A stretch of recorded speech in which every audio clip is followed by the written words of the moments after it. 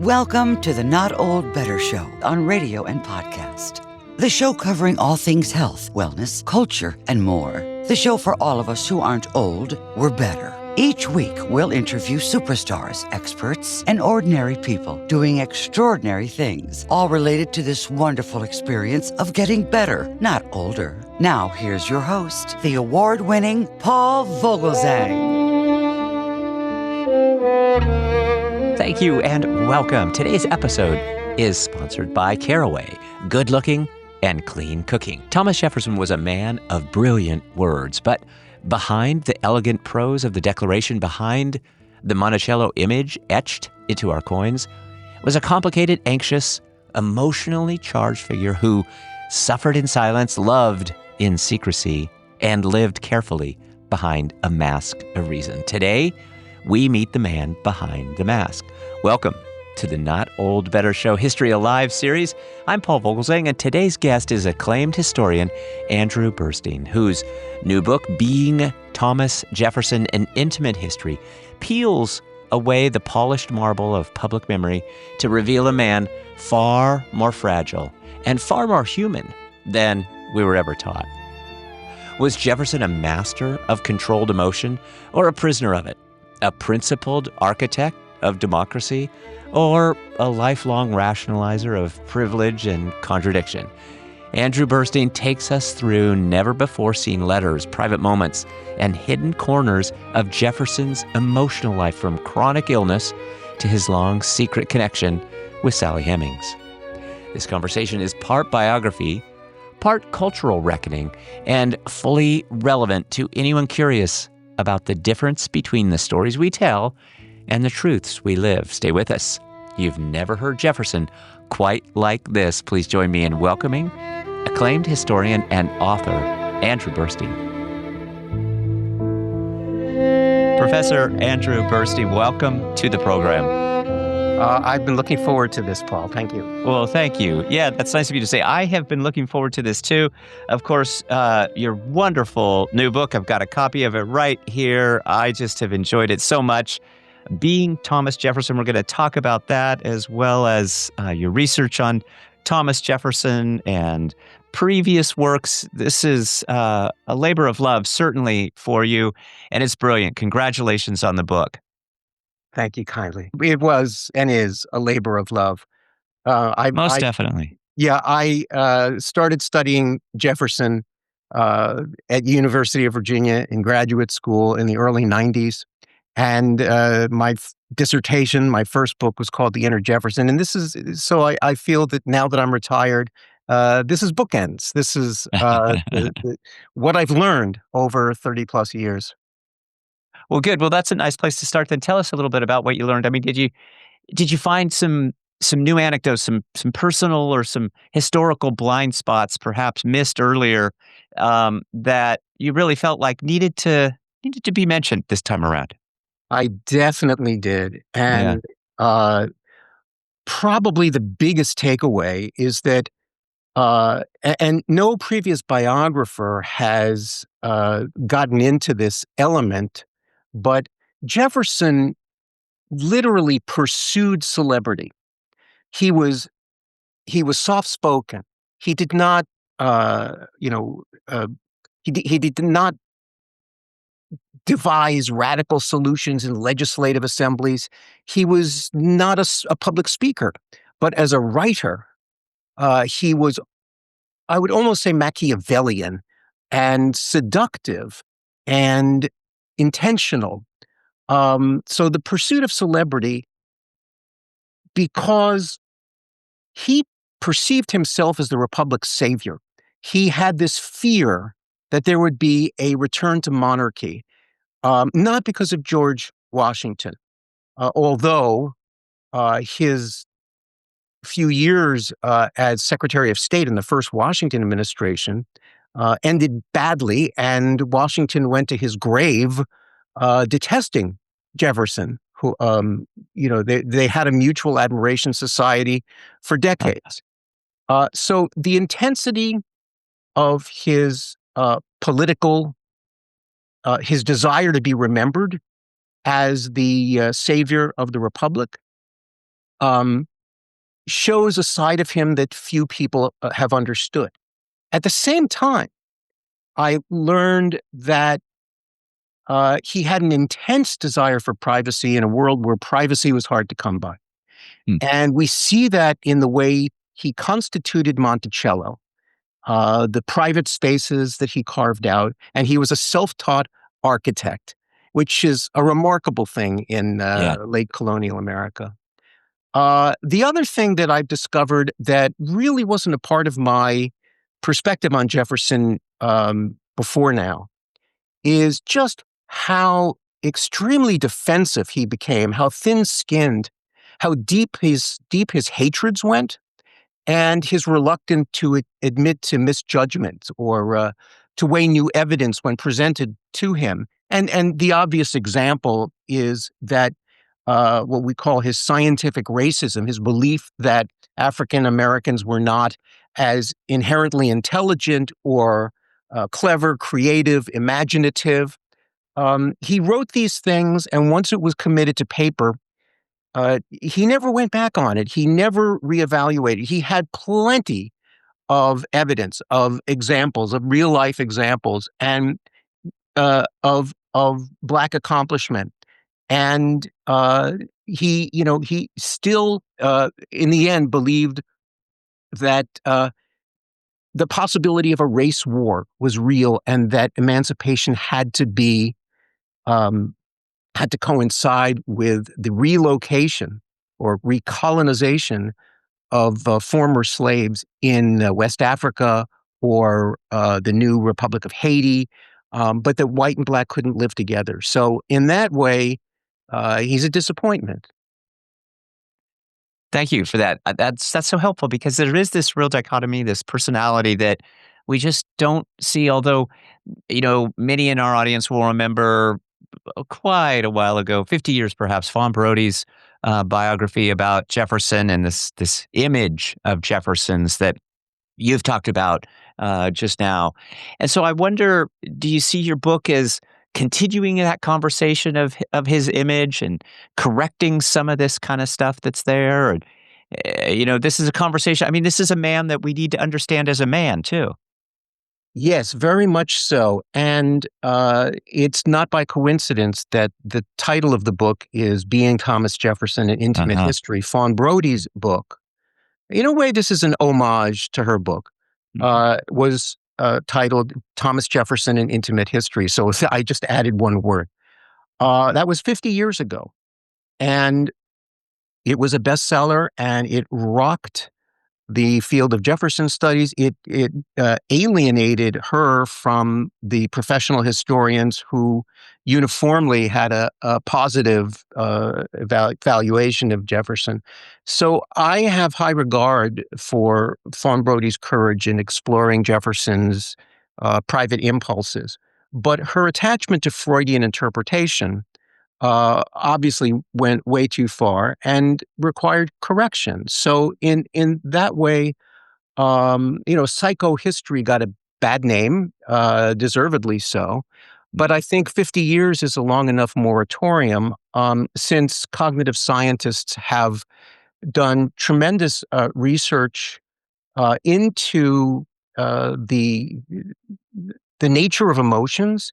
And I found that extensive reading in that area helped me develop a more restrained kind of psychological approach, which is uh, suitable to a cultural historian. In other words, I think that a cultural historian can do a better job writing a biography that explores psychological elements of someone who lived 200 years ago, because we professional historians understand the context, understand the environment in every sense, physical, emotional, um, the environment of the world in which Jefferson grew up. That it was a typographical culture, book reading, Mm. that it was a time where epistolary exchange was the means, letter writing was the means of exploring emotional relationships.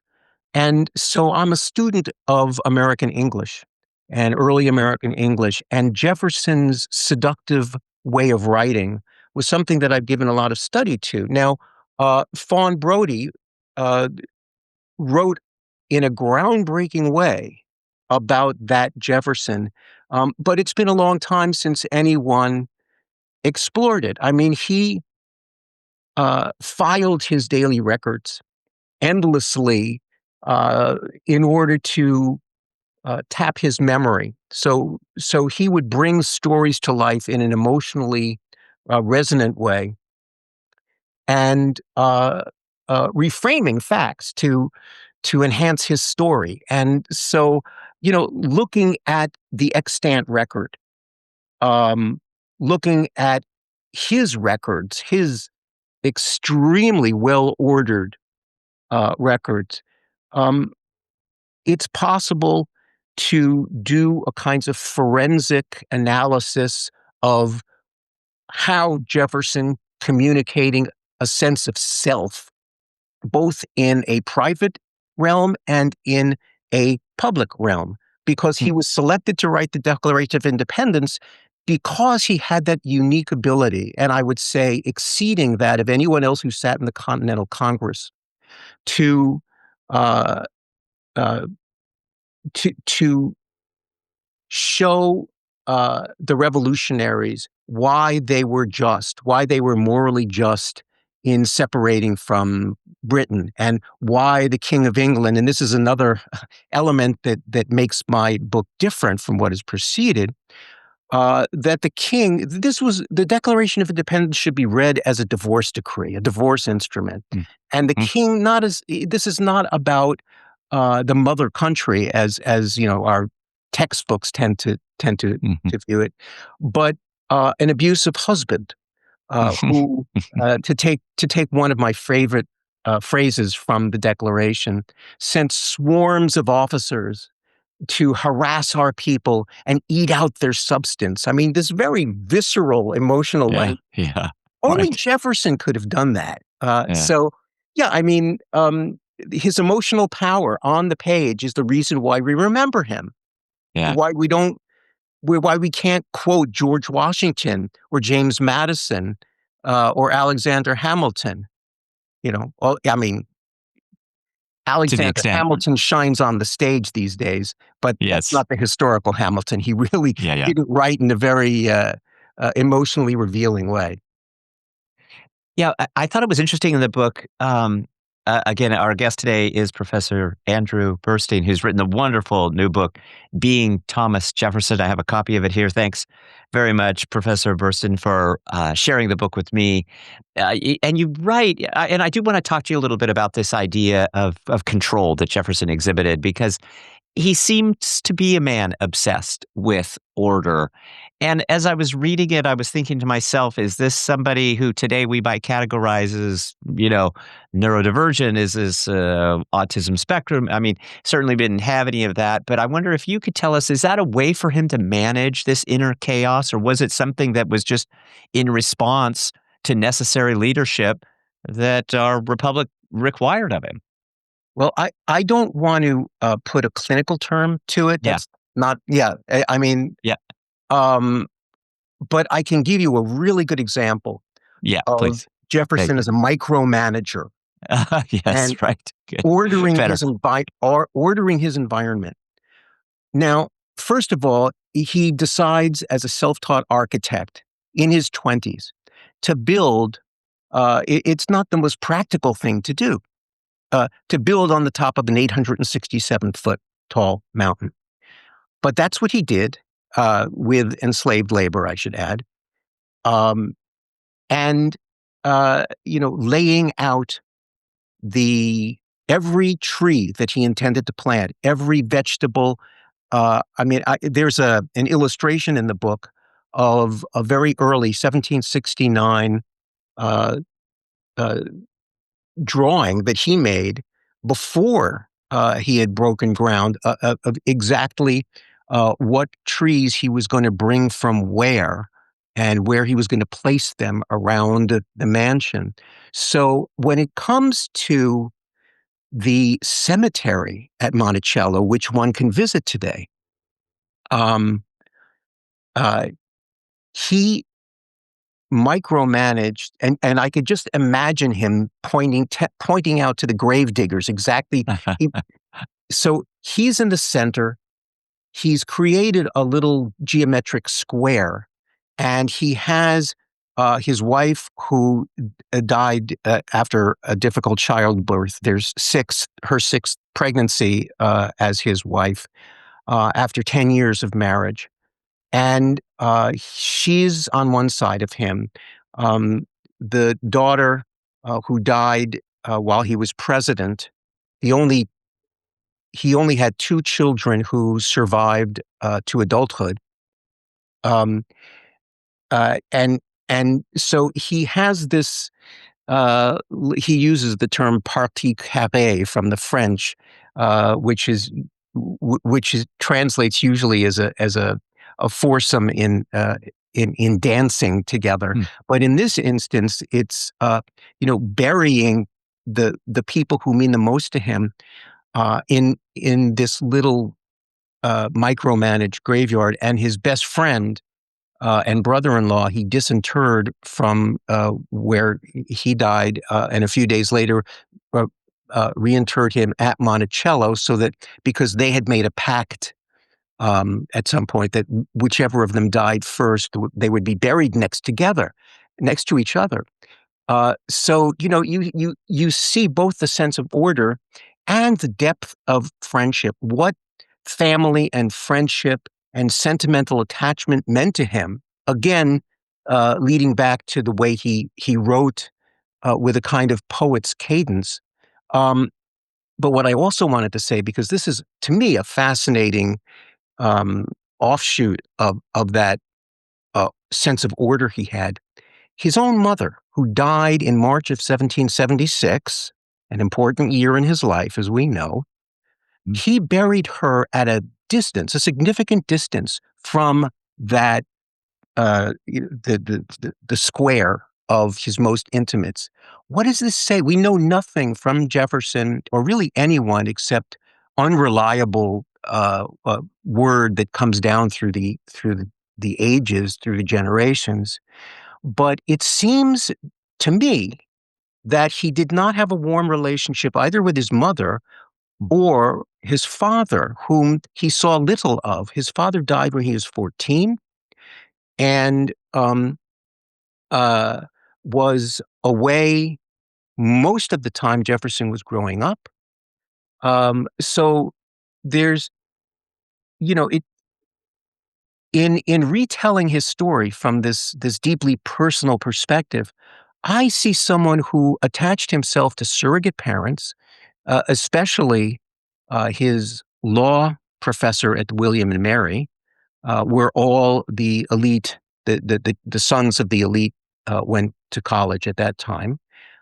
George Wythe, who was also a signer of the Declaration of Independence. Jefferson lived with him for a number of years. And his friendships with his college peers and with elder men he looked up to. This was his way of, I think, making up for the lack of intimacy with his actual parents, down to his polite, rounded script, which is so easy to read. He's very accessible. Just ahead, the letter Jefferson wrote that says more in what it doesn't say than what it does, and what it reveals about the man who built a nation while hiding whole chapters of his life. And yes, we're going to talk about the silence around Sally Hemings and why that silence still echoes. Stay tuned right after this. I mentioned Caraway Cookware is our sponsor. This is a fun sponsor because I do love to cook, and in particular, especially this time of year, there's something about making my dad's chicken soup recipe that brings me right back to being a kid, standing by the stove, watching him toss in the carrots, the celery, creating that mirepoix, using the caraway saute pan for all of that, including the one bay leaf he swore made all the difference. It wasn't just soup, it was care, warmth, and time together. These days, when I make that same recipe, I use my caraway Dutch oven and my caraway saute pan. And I have to say, it's made those memories feel even more alive. What I love about it, besides the way it looks, it is the way it cooks. That Dutch oven holds the heat like a dream. Once I get the broth going, it stays steady. No hot spots, no constant adjusting the flame. And the lid seals in moisture just right so every batch of soup comes out rich, tender, and full of flavor. The mirepoix in the saute pan from Caraway is amazing, just like the way my dad made it. Cleanup used to be the part that I dreaded. Not anymore. Caraway's ceramic surface is naturally slick, so even after hours of simmering, everything wipes right off. No scrubbing, no soaking, just rinse, dry, and done. And with Caraway's thoughtful storage system, everything stays right in place, neat, organized, and ready for the next time. Caraway isn't just good-looking cookware. It's well-made, it's safe, and it's built to make cooking meaningful and easier. Clean meals deserve clean cookware. But when it helps you hold onto the recipes and the people that matter most, that's something very special. Caraway's cookware set is a favorite for a reason. It can save you up to $190 versus buying the items individually. Plus, if you visit carawayhome.com/NOB, you can take an additional 10% off of your next purchase. The deal is exclusive for our listeners. So again, visit carawayhome.com/NOB. All of this will be in our show notes, and use the code NOB at checkout. Caraway, non-toxic kitchenware, made modern, good-looking, clean cooking. Thanks, everybody. Professor Andrew Burstein is our guest today, author of the wonderful new book, Being Thomas Jefferson, An Intimate History. Congratulations again, Professor Burstein, on the book, on all of your research. It is wonderful. Thank you again for sharing it with me. I'm not the only one saying it, and I found this review of the book, and I just want to let our audience know how highly regarded you are and this book is. And so I'll just read this verbatim. It is from Annette Gordon-Reed, who's the winner of the Pulitzer Prize and the National Book Award for The Hemings of Monticello, An American Family. She says, noted Jefferson scholar Andrew Burstein has produced an elegantly written exploration of our third president's inner life. Being Thomas Jefferson is a thought-provoking and timely addition to the literature on Jefferson. Again, congratulations on the book, Professor Burstein, and I so appreciate your time.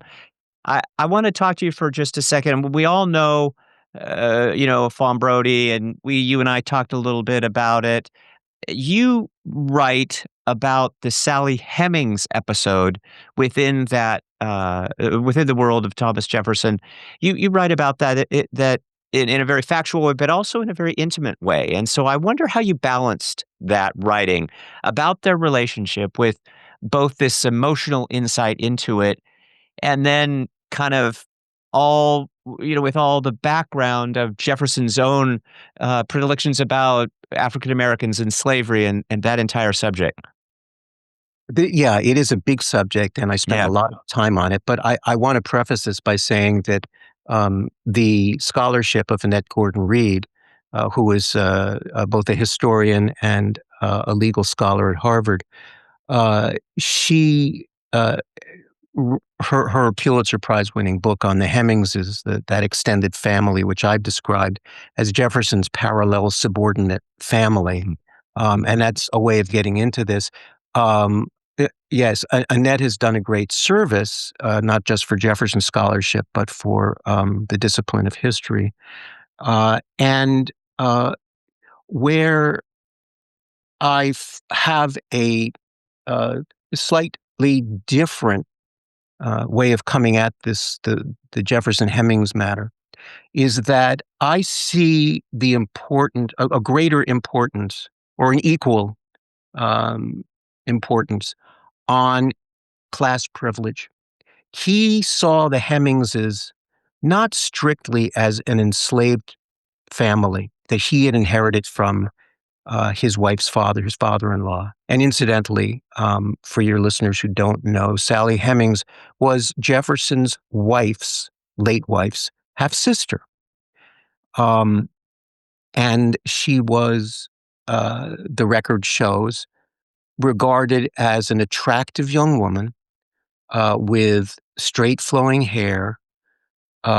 She was 1/4 African American and 3/4 white, but on the basis of the law, her mother was enslaved, and that means that she was enslaved, and for her entire life. Now, the children of Sally Hemings and Thomas Jefferson were, in his will, were given their freedom. But how I come at this question of what their relationship was like begins with Jefferson's understanding of his privilege, like the lord of the manor. We think of upstairs, downstairs, sort of the British lord who might get his maid pregnant. And then what he does is, of course, the child will not receive his surname, just as Sally Hemings's children did not receive the Jefferson surname. They were unacknowledged. They were called natural children, which is sort of a strange way of saying it, but that's what they said. And we don't know anything about, and I don't really speculate on the emotional nature of their relationship. Was it love? Mm-hmm. Okay. Mm-hmm. Madison Hemings, the son, the one real example of some written piece, it was in a newspaper in the early 1870s, that describes the relationship, refers to his mother as Thomas Jefferson's concubine. And he meant that the way it was meant in the 18th and 19th century, as in the biblical sense, as a woman who was kept for the sexual favor, for the sexual health of in this case, the man who owned her as property. So yes, he must have been fond of her, but there's no indication, nothing she ever wrote has ever come down in history. So we don't know if she was literate at all. The more curious question I have is why Jefferson, who was in debt for most of his life, who inherited tremendous debt from his father-in-law. His father-in-law died in 1773, a year after Jefferson married Patty Jefferson is what he called his wife. And had Jefferson had he done what most people in his position did, virtually all, which was to marry the daughter of another wealthy planter family, and rescue himself from debt. Instead, by taking up with a concubine for his sexual, psychological health on this mountain where he was in complete control, where his privacy was maintained, was protected, which tells us something about his personal psychology. He spent lavishly. He was known for his love of French wines and imported constantly, spending most of his presidential salary on entertainment. It's another reason why this whole question of Jefferson's personality and how it relates to his views of the Hemingses, of Sally Hemings, and of his position as a slaveholder It makes it all, it's part of the same calculus. And so that's why I spend a lot of time on it in the book. But what I will say is that uh, Jefferson felt deeply. He suffered when he left the mountaintop where everything was in order. He exercised control. He left the mountaintop from early on, from the 1760s until the year he left the presidency and retired to Monticello for good. He suffered what he called periodical headaches. We call them migraines. And they would send him into a darkened room for something like 5-6 hours a day for up to 2-3 weeks. And usually because of political contention, because he was nervous about performance in public. So you see where this is going. I mean, he's Yeah. a fascinating case study. Yeah. One thing I've looked at that I think lends some substance to what I'm saying about privileging his class identity, his class privilege, is that and I should add parenthetically that he had books, about 100 books on medicine, the up to date medicine medical theories of his time, and a lot of them they dealt with hysteria, which was considered to be a female um, disease. And one of the reasons why he believed that women should be sequestered, as it were, in the home and have no public identity, where uh, in an area where politics was discussed. He's very old fashioned in this way, and um, kind of preferring the helplessness of women and asserting patriarchal authority. Mhm. So the combination of his readings in medical thinking of the time, which privileged men outright, um, and his need to maintain records that established his authority over the enslaved community. Mhm. He didn't look upon either the Hemings family or anyone else on his mountaintop as generic Black people. Um, when he wrote, and he stood by this in his whole life, that Africans did not equal whites in intellectual attainment, cultural attainment, poetry, all of the standards by which civilization is measured. He said these things. He never went back on his prejudices, um, thinking that there would be a race war if Blacks did not have their own country, because they couldn't integrate into America because white resentment was toward them based on their to him unattractive skin pigmentation. Another reason why Sally Hemings was nearly white in appearance and probably resembled in some way Jefferson's late wife. Although she was 30 years younger than him, the same age as his daughter. But that, too, was not odd in their world, because James Madison was, as a 30-something-year-old man, was courting a 16-year-old girl. Um, so uh, understanding the sexual mores, understanding the power that a man had. Sally Hemings, as his concubine, could not have exercised any sort of control over any narrative at Monticello. She was a seamstress.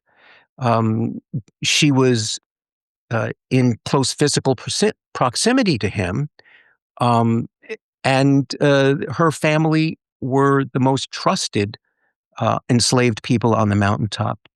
But Jefferson separated his private world from his philosophical prejudice that black and white could not live together in harmony and needed to be separated at distance, meaning either recolonized in West Africa from whence they were kidnapped or to the new Republic of Haiti.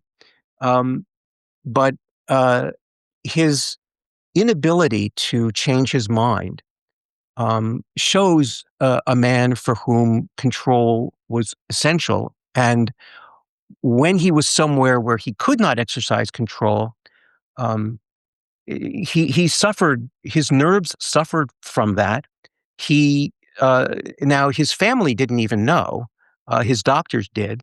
He suffered from diarrhea um, for much of his life, and the cause of his death, in fact, was sort of a wasting away from digestive causes. So he's a medical subject. He's a psychological subject, and at the same time, he's memorable, so memorable, because he had an unprecedented ability to reach the human heart with his pen. Last question for you here, too, Professor Burstein. One emotion that Jefferson worked hardest to hide but couldn't. Well, that's at the core of my book. It's his secret obsession with his posthumous reputation. He cared what we thought about him. He worked overtime trying to find a suitable biographer to give him that man of the people street cred. And, he kind of got it. And if it wasn't for slavery, which is a big if, I think he would still be uniformly adored. Professor Andrew Burstein's been our guest today, author of this wonderful book, Being Thomas Jefferson. Congratulations on the book, Professor Burstein. Just such great work, so much there. I really just recommend it so highly to our audience. We will have links in our notes today for more information about Professor Burstein, all of his great work, links to his website, his upcoming projects. Professor Burstein, thank you so much. Happy New Year to you and yours. Selfishly, I'll just say, please come back. We love this subject of history, and you do such a wonderful job with it. We'd love to have you back. Well, it was great talking to you, Paul, and I will come back when you invite me, sure. Thank you so much. That was historian, author Andrew Burstein. Of course, author of the new book, Being Thomas Jefferson, An Intimate History. If Jefferson has ever seemed more myth than man to you, perhaps now, with all his contradictions and private fears laid bare, we can see him less as a statue and more as a person struggling with the same questions we do: how to live, how to love, and how to leave something behind.